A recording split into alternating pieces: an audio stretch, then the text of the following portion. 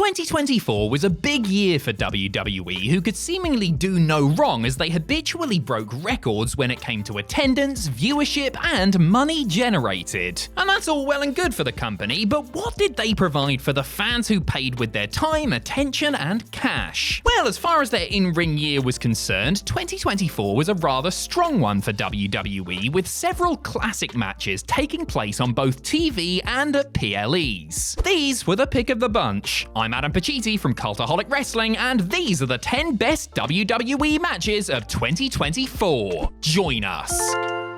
Number 10, Cody Rhodes vs AJ Styles at Clash at the Castle, Scotland. With hometown hero Drew McIntyre challenging Damian Priest for the World Heavyweight Championship in the show's main event, it was up to Cody Rhodes and AJ Styles to kick off proceedings in Glasgow, which they did in some style with their I Quit match for Cody's WWE title. A rematch from Backlash France, more on that a little later. The bar had been set high by the American Nightmare and the Phenomenal One, but the two pros had a match that was every bit as compelling and yet very different from their first encounter. Things were intense from the off as they brawled through the crowd and backstage before coming back to the ring, which is where things started getting really nasty. AJ was a vicious little pit bull in trying to get Cody to say the two magic words, leathering his handcuffed opponent with kendo stick and chair shots and earning a slap from Cody's mother for his troubles. Rhodes got himself back into the match, putting Styles through a table in a perfectly timed spot and eventually made him quit by cuffing him to the ropes and threatening him with the steel stairs, and then hit him with them anyway. Why not? Number 9, Randy Orton and Kevin Owens vs Solo Sikoa and Tama Tonga at Backlash France. Like Clash at the Castle, Backlash France was a 5-match premium live event that would have been good anyway, but was elevated by the rabid international crowd. WWE, to their credit, started things off hot, turning the scheduled regular tag match opener into a street fight after a wild brawl. What followed was just a whole load of fun, as the four men were clearly having the time of their lives doing their thing in front of such a receptive audience who never allowed the energy levels to drop. There was plenty of plunder here, with tables being broken and Owens, in a truly insane spot, putting Tama through a stack of chairs with a variation of a top rope brainbuster. That was the cue for a debuting Tonga lower to make the save in the latest twist in the Bloodline saga, which allowed Solo to Samoan Spike his way to victory. Well, that took the wind out of the crowd's sails a little, but this was a hell of a deal and a tremendous way to kick off the show. Number 8, Sami Zayn vs Chad Gable on Raw. 2024 was a great year for certified bangers on free TV, with the majority of them taking place on Raw. Sami Zayn and Chad Gable had quite the spring feud over Zayn's Intercontinental title, with Sami defending against the man who had helped him get ready for his WrestleMania showdown with Gunther. This would have been a great match regardless, but once again, the crowd, in this case Zayn's hometown crowd in Montreal, just brought things up that little bit higher. The tone was set with the champ's epic entrance through the fans, but Chad was very much ready, willing, and Gable once the bell rang, wrestling Sami down to the mat and shrugging off attempted rallies to focus on his ankle. The story of the match from there saw the challenger get more aggressive and flustered due to the frustration of not being able to put Zayn away, the closing stretch stuffed with beautiful transitions and counters. In the end, Sami was able to fight through the pain and hit a haluva kick to retain, causing Gable to snap and turn heel. Number 7, Elia Dragonov vs Ricochet on Raw. The 2024 King of the Ring tournament produced some absolute belters, with two of the best matches of it, they of the year, taking place not just in the first round, but on the same episode of Raw. The match between Elia Dragonov and Ricochet was an interesting one, not just stylistically, but because of where both men were in their respective WWE careers at the time. The former had just started his main roster run, while the latter would, unbeknownst to fans, be on his way out of the company in just a matter of weeks. But if you think that the departing King of Flight might phone it in, well, think again. Because Ricochet was at his best here against Dragonov, the two having a very competitive contest stuffed with counters and big moves. Highlights included Ricochet missing a moonsault on the outside and landing on his feet, only to have Dragonov plant him with a released German suplex on the floor, and Ricochet Ricochet nailing 3 dives in a row. After around 14 very surly back and forth minutes, Elia hit a second H-bomb to advance in the tournament while enhancing his own in-ring reputation at the same time. Number 6, Gunther vs Sheamus on Raw. Well, just how do you follow a breathless state-of-the-art battle between 2 cruiserweights? I'll tell you put the big lads out there and let them beat the hell out of each other for 20 minutes. That's how. The Celtic Warrior and Der Ring General always bring the physicality, and this bruising battle was no exception. You knew what you were in for from the very first tie-up. Chops, forearms, uppercuts, kicks and clubs. There was really nothing fancy about most of what was on display, but the 2 warhorses did everything with such conviction that you just couldn't help but be mesmerized by it all. It was simple, effective meat and potatoes wrestling, with 2 guys throwing bombs at each other until Gunther decided to focus his attack on his opponent's right knee after an interfering Ludwig Kaiser had been sent to the back. Sheamus fought valiantly and registered some close near falls with his own heavy-duty offense, but Gunther trapped him in a single-leg Boston Crab, and that was all she wrote. Number 5, Io Sky vs Bayley at WrestleMania 40 Night 2. There were 2 great women's title matches at WrestleMania 40, with Raw's Rhea Ripley and Becky Lynch setting the table for the weekend with a Night 1 opener. Good as that match was, it wasn't quite at the level that SmackDown's Io Sky and Bayley hit on Night 2. The Royal Rumble winner was back to being a babyface after being kicked out of Damage Control, and while there were some who questioned the turn after such a strong heel run, Bayley showed everybody why she is one of the best gals in the business. Both women pulled out all the stops with a well-worked match that paid off the storyline while keeping fans guessing for the duration. There were some truly exceptional sequences and counters in there, such as Sky's brilliant Rose Plant counter toward the closing stretch. If there's one criticism, it's not on the work itself, but that WWE could, and perhaps should, have given them an extra minute or 2 to play with. As it is, the match was 14 thrilling minutes where the performers created much drama with their wrestling and more than delivered in a high-pressure semi-main spot. Number 4, Cody Rhodes vs AJ Styles at Backlash France. A month after winning the WWE title, more on that in a bit too, Cody Rhodes faced his first test as champion when he went up against an invigorated AJ Styles in the main event of Backlash France. The phenomenal one had returned to WWE looking better and bigger than ever, approaching his shot at the American Nightmare like he had a point to prove. The fans in Lyon were raucous as they had been all show and were so animated during the in-ring introductions that they actually shook the hard cam. Cody and AJ didn't disappoint them either, piecing together a gripping slow burn match that built expertly and began to simmer as they upped the intensity and Styles targeted the champ's shoulder. They traded near falls and did some nice counter wrestling before AJ hit Rhodes with a gnarly suplex on the ring apron. Cody, not one to be outdone, followed that up by powerbombing Styles through the French announce table. The challenger dug deep, busting out a springboard 450 and a goddamn burning hammer, but Rhodes continued to kick out, made his own spirited comeback, and notched his first title defense thanks to Crossroads after almost half an hour of top-class action. Number 3, Gunther vs Sami Zayn at WrestleMania 40 Night 1. Gunther's record-setting Intercontinental title reign was one for the ages. Across 666 days, the awesome Austrian defended his strap against all comers, putting on countless great and very diverse matches in the process. Such a strong reign deserved a strong ending, and that's exactly what it got when the underdog from the underground stepped up on Night 1 of WrestleMania 40. WWE had given the match a Rocky-like build, presenting Sami as somebody who may have been a long shot, but definitely had a shot at winning the gold. Gunther was at his big bully best here, shrugging off Zayn's flurries and putting him down with those mean chops of his. Sami, ever the resilient babyface, wouldn't stay down and kept finding ways to stay in the fight, busting out some impressive suplexes and a big tornado DDT. In a nail-biting near fall, Gunther countered a haluva kick with a massive lariat, which he then followed up with a double powerbomb. When Zayn actually kicked out, fans started to believe an upset was in the offing, and after withstanding more punishment, Sami hit a turnbuckle brainbuster and a haluva kick for the feel-good win. Number 2, Roman Reigns vs Cody Rhodes at WrestleMania 40 Night 2. In the main event of Night 1 of WrestleMania 40, The Rock and Roman Reigns beat Cody Rhodes and Seth Rollins, meaning that Night 2's main event, with the Tribal Chief putting his WWE title on the line against the American Nightmare, would take place under Bloodline rules. A year after fans believed Cody would finish his story, the deck was stacked against him him, and there wasn't much to separate the two men during the first part of the match. And that was fine, by the way, featuring good wrestling and all that, but everybody watching this knew this thing wasn't going to end without other people having their say. First up was Jimmy Uso, whose interference was nullified by twin brother Jay. Solo Sikoa was out next, but John Cena showed up to take him out. That was the cue for the final boss, who sent Big Match John packing. Seth Rollins, bless him, wasn't that much help, but The Undertaker arrived on the scene to eliminate The Rock from the equation. That left Cody and Roman alone, with Rhodes finally finishing the bloody story by hitting Crossroads 3 times to end the long reign of Roman Reigns. A good match in its own right, but the sports entertaining shenanigans put it over the top. Number 1, CM Punk versus Drew McIntyre at Bad Blood. It's fair to say that the Hell in a Cell match, as a stipulation, had lost a bit of its luster. Bad booking and shows which featured multiple cell matches for seemingly no reason other than hashtag branding had diluted what was once the promotion's go-to blood feud settler. So I would just like to take this opportunity to thank CM Punk and Drew McIntyre for rehabilitating the cell and making it really mean something again. The climax of a deeply personal and bitter rivalry, their cell bout at Bad Blood was everything fans wanted and more. This was two guys who positively hated each other, doing horrible things not just to win the match, but to maim their enemy. It had violence, drama, and blood, some of which came from a hard way cut the Scottish Warrior sustained when Punk walloped him with a metal toolbox. The match, and thus their feud, came to a suitably vicious conclusion too, with the straight-edge superstar putting things to bed and McIntyre to sleep with a chain-assisted GTS. God, it feels good to have the cell back, doesn't it? Nature is healing, folks. I just hope that nasty gash on top of Drew's head is too.